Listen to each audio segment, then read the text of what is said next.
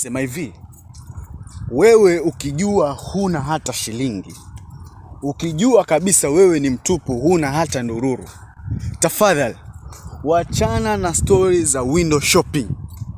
Wachana na story za window shopping. Bora hata door shopping basi.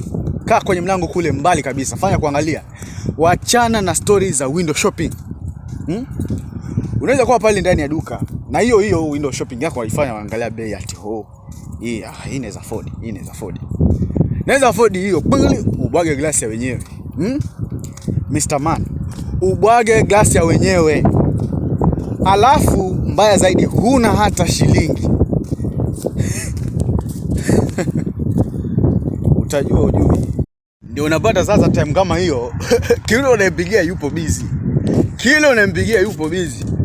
Ukijaribu yule wako wa karibu, unaambiwa waacha voicemail.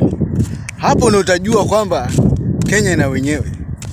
Hapo ndio utajua kwamba serikali haitambui shida ndogo ndogo kama hizo.